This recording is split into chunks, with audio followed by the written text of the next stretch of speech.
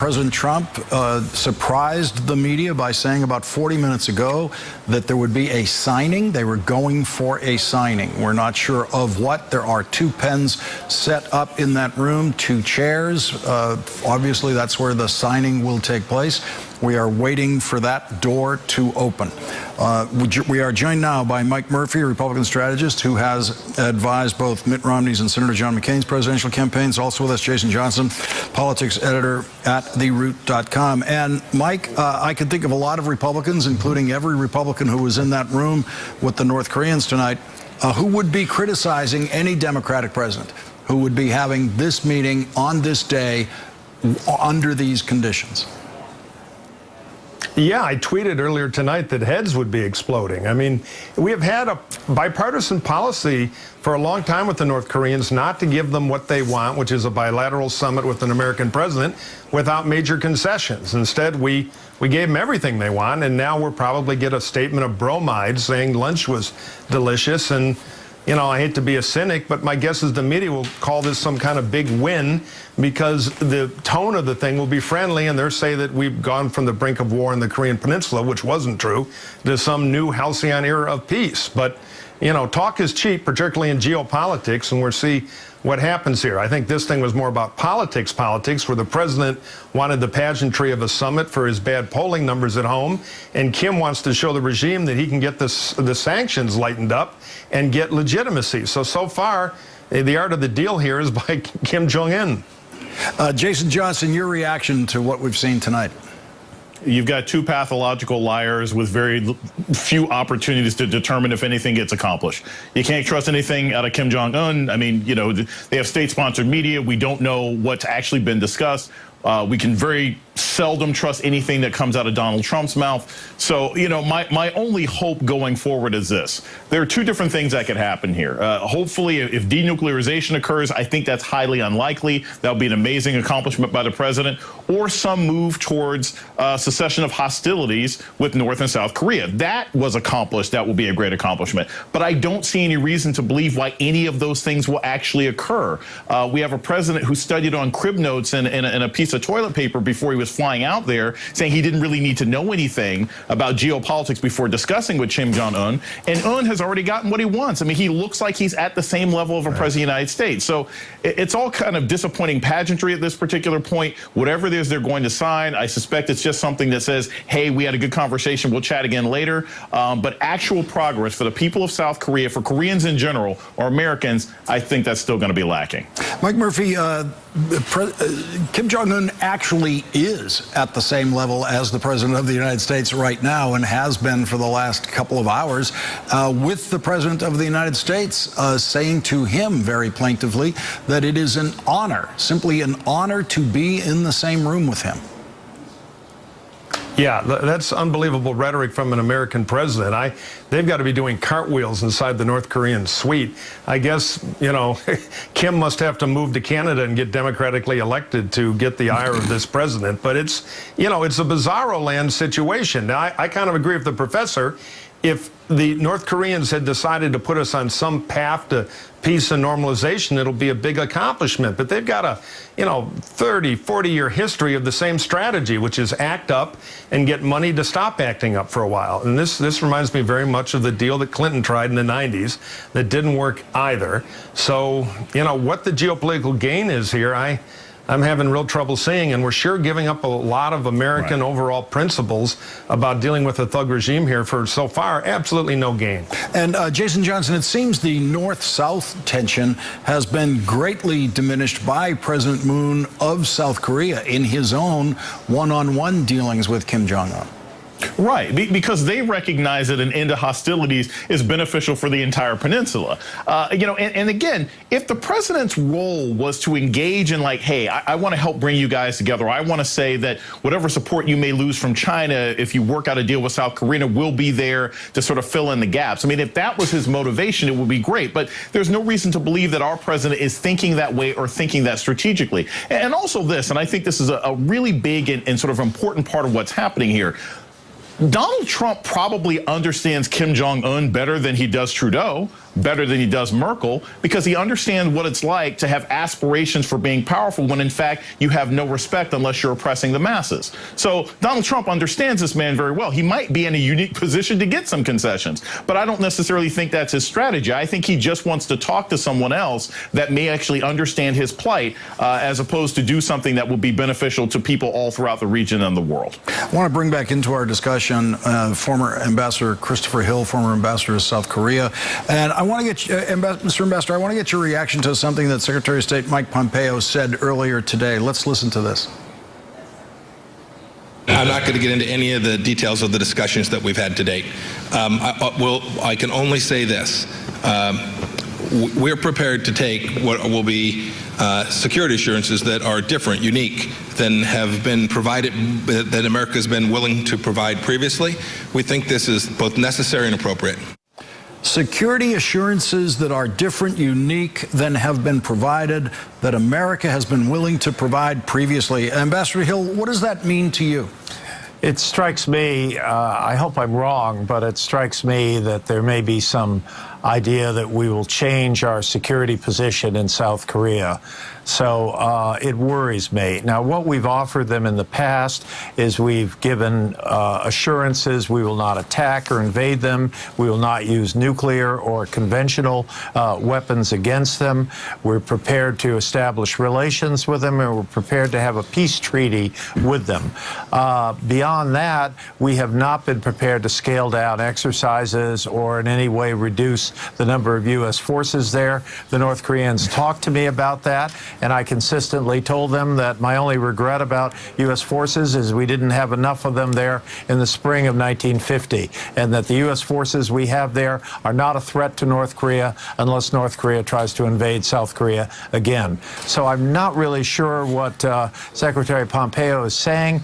I appreciate the need to kind of be careful about what you say publicly, but at some point, you know, we're a democracy and we have a right to know a little about what our government is doing with a government like North Korea. And certainly the South Koreans and the others need to know. Pompeo will be going to those countries. The Japanese in particular are probably very concerned that we may be cutting deals with longer range missiles and not cutting deals with missiles that could actually affect Japan. So there's going to have to be a lot of discussion with these partners and allies. And I just got back from China Sunday night, and I can tell you the Chinese are very interested and frankly very concerned by this kind of sort of winging it diplomacy that we're seeing. And Ambassador Hill, the president seems to think that economic development is something that Kim wants desperately, and he's actually talked about making him rich and making North Korea rich. First of all, would that be possible? Secondly, how much is Kim concerned with that? I think Kim has a notion that he would like his country to become a sort of modern, beautiful place. He's certainly gotten a load of Singapore in the last 24 hours, but I think it's going to be a lot tougher to make North Korea rich than for North Korea to give up its nuclear weapons. Obviously, this goes to the heart of the whole system there, and there are no indications whatsoever that apart from sort of 1970s style Russian or Soviet type reforms that they are prepared to go much further at this time. That is a big step when you open up an economy, you start letting people travel, things like that. I don't think they're quite ready for anything like the China model. So I think expectations really have to be kept in check with that sort of thing. As long as that door is still closed, we are going to try to squeeze in another break here. If that door opens while we are in the break, we will come right back. We'll be right back. We have had a camera on that door for about the last 15 minutes, and the reason we have had a camera on that door for the last 15 minutes is that about 50 minutes ago, the President of the United States said this. Doing great. We had a really fantastic meeting. A lot of progress, really very positive. I think better than anybody could have expected. Top of the line, really good. We're going right now for a signing. What do you decide? Chairman, do you have any comments about denuclearization? What are you signing, sir? We're going to be announcing that in a couple of minutes. The signing, And Mike Murphy, the president said just before the meeting began that he believed it was going to be an excellent meeting. It was going to be a great meeting. So I have a feeling that will be his review of the meeting. Yeah, I think so. You know, we've never heard him describe anything as anything but an amazing victory. So I think he'll immediately telegram the Nobel Committee here and declare this is the greatest meeting ever. And my guess is the communique will talk about more discussion, more negotiation, you know, some sort of forward path. But as the ambassador says, it'll be all words. And Jason Johnson, we're getting an indication that this signing might occur within the next couple of minutes. And again, this was not on the schedule for this point in the meeting, but these are both people who like to have surprises like this. Right. Well, because this makes this keeps the interest on them, right? This is their version of the royal wedding. Everyone's going to pay attention and identify everything about their body language. And Trump will sit there and do his famous thing where he takes a piece of paper and kind of moves it back and forth on his desk. But again, if it doesn't move the needle, if it doesn't improve the lives of millions of Koreans, if it doesn't improve the safety of people across the globe, it doesn't really matter. And I think this is important to understand, you know, sort of domestically. Look, Kim Jong-un is going to go home and say, look what I managed to do, right? Look, everybody else in the world, I got this guy to come over here. So his victory works. He could sign this in crayon, and he's already accomplished what he wanted from a political capital standpoint. The president has a tougher job. If this piece of paper doesn't amount to anything except like a car rental or something else like that, he's going to have a hard time coming back to the United States and saying that this trip was worth it. Given how much his own administration is sort of back and forth on this issue, we expect something to be accomplished here. And if he doesn't have anything to show for it, that's going to ding him in the polls.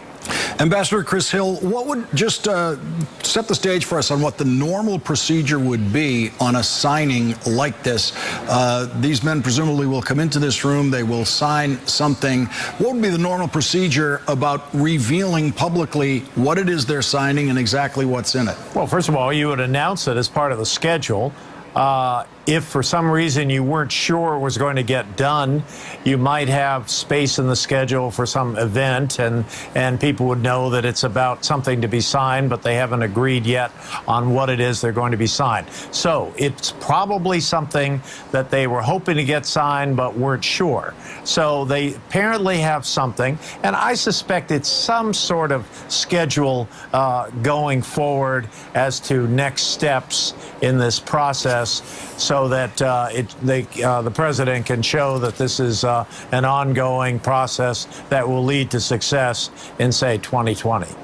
We just saw the North Korean delegation and the U.S. delegation enter the room. There is Secretary of State Mike Pompeo, obviously waiting for the president and Kim Jong-un to come through that door, which could be at any moment now, with all of the president's staff, including White House Chief of Staff, also National Security Advisor John Bolton, already in that room. And here is the president of the United States, Kim Jong-un.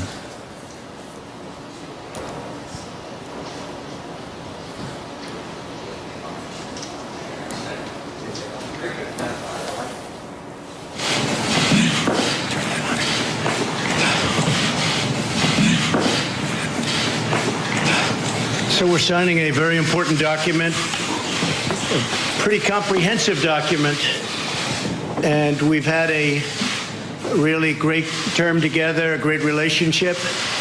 I'll be giving a news conference at 2:30, which is in a little bit less than 2 hours, and we'll discuss this at great length. In the meantime, I believe that they'll be handing it out on behalf of Chairman Kim and myself. And we're both very honored to sign the document. Thank you. 네, 우리가 매우 중요한 문서에 서명을 하게 될 것입니다. 이 문서는 굉장히 포괄적인 문서이고 오늘 굉장히 좋은 아주 훌륭한 회담을 가졌고 또 아주 좋은 관계를 구축하였습니다. 2시 반, 즉 다시 말해서 약 2시간 후에 나는 기자회견을 할 예정입니다. 거기서 좀 더 자세하게 말씀을 드리겠습니다만은 일단 그 와중에 그동안에는 발표문이 기자들에게 배포될 것으로 알고 있습니다. 감사합니다. Would you like to say something to the press? 우리는 오늘 역사적인 이 만남에서 지난 과거를 덮고 새로운 출발을 알리는 그 역사적인 문건에 서명을 하게 됩니다.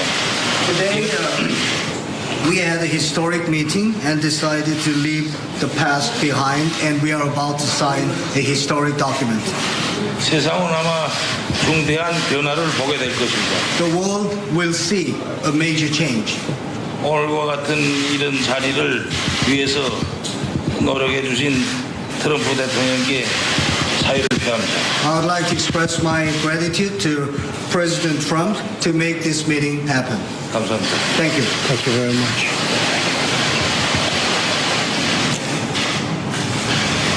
Okay.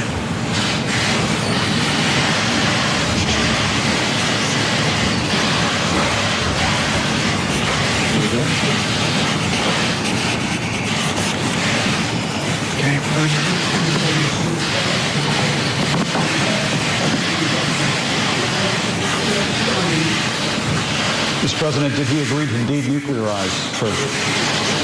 We're starting that process very quickly. Very, very quickly. Absolutely. Mr. President, 100% denuclearization?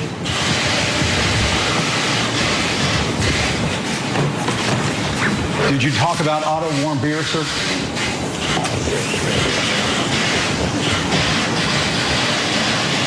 Mr. Kim, did you agree to give up your nuclear arms? You'll be seeing everything in just a little while. The letter that we're signing is very comprehensive, and I think both sides are going to be very impressed with the result. A lot of goodwill went into this, a lot of work, a lot of preparation. I want to thank everybody on both sides, Secretary Pompeo and all of his counterparts. They were absolutely fantastic. 네, 조금 후에 우리가 서명한 발표문의 내용에 대해서 곧 알게 될 것입니다. 아까도 얘기했습니다마는 매우 포괄적인 그러한 문서이고 양측이 그 결과에 대해서 굉장히 만족할 만한 결과입니다. 이 문서를 서명하고 또 이러한 그 만남을 갖기 위해서 많은 사람들이 전의를 가지고 노력했고 또 많은 준비 작업이 있었습니다. 그 양측의 그러한 작업을 해주신 분들에 대해서 감사드립니다. 거기에는 폼페오 장관뿐만 아니라 조선 측의 그러한 여러 참여자분들에게 감사드립니다.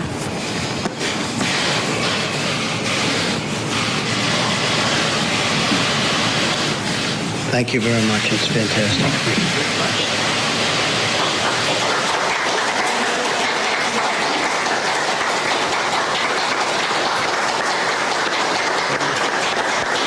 Thank you very much, everybody. We'll see you a little bit later.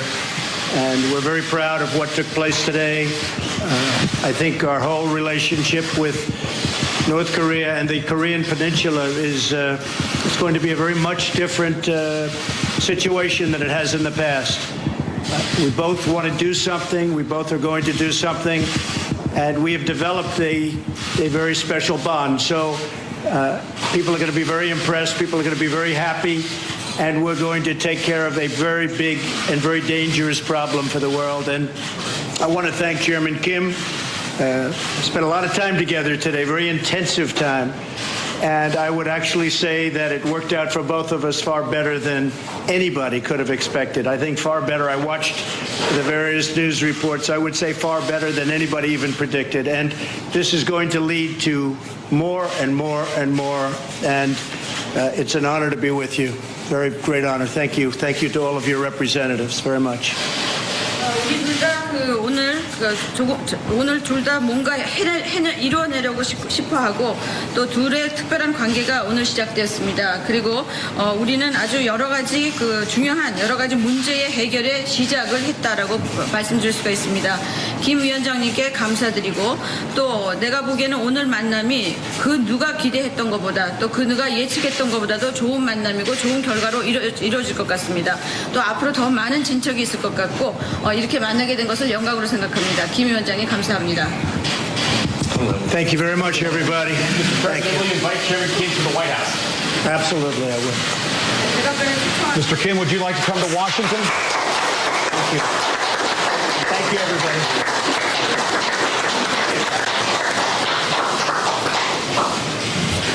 And that is the signing that the president promised about 1 hour ago.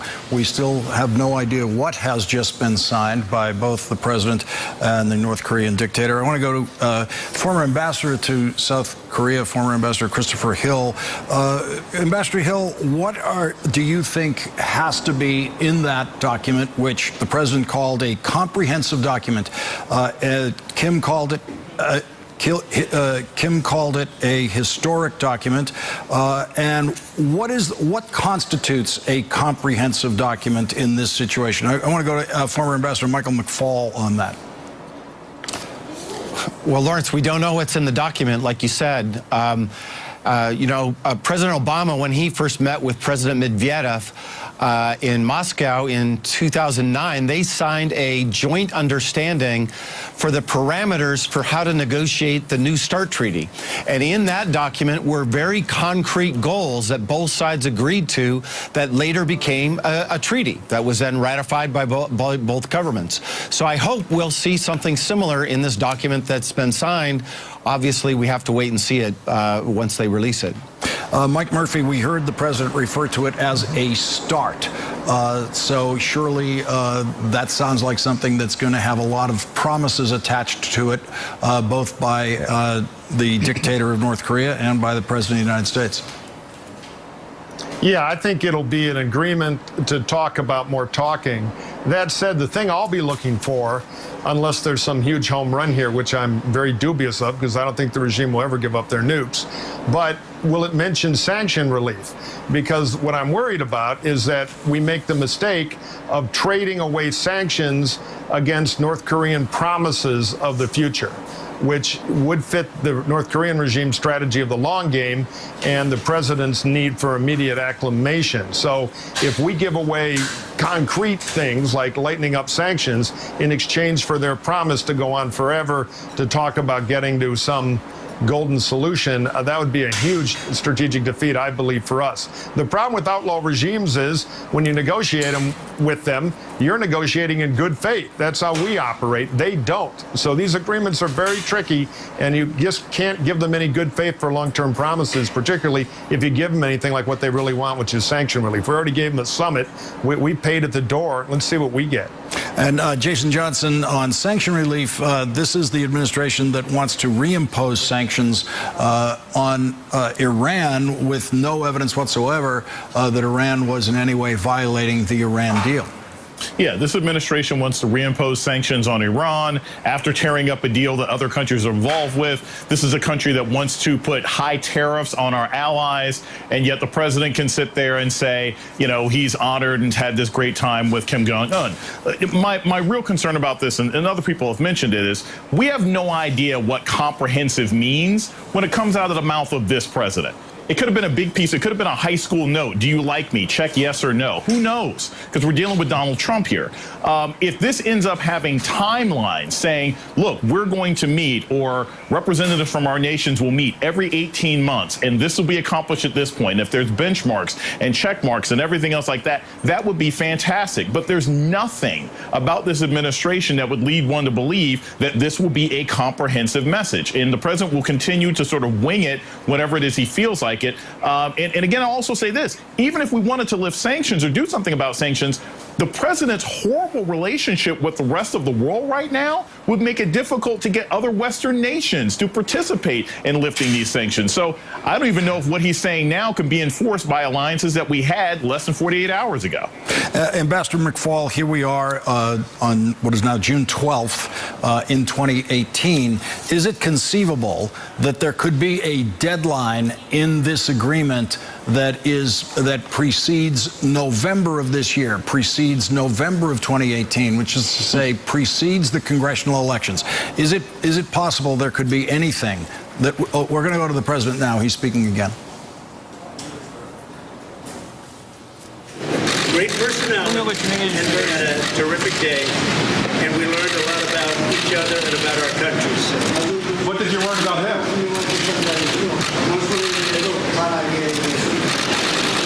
What did you learn about him, sir? I learned he's a very talented man. I also learned that he loves his country very much. When will you see each other again?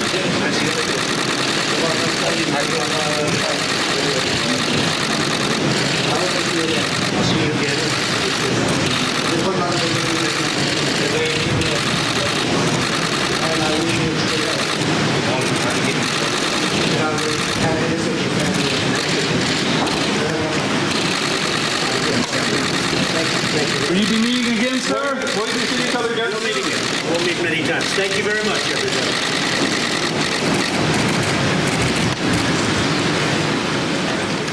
That was the president in another handshake with Kim Jong-un. This time, the president saying in answer to a question, what did he learn about Kim today? He said, and this is the highest compliment you can get from Donald Trump, he said, I learned he's a very talented man. And Jason Johnson, that is the president's favorite word when it comes to a high compliment. He sees everything in terms of that word that rules show business, talent.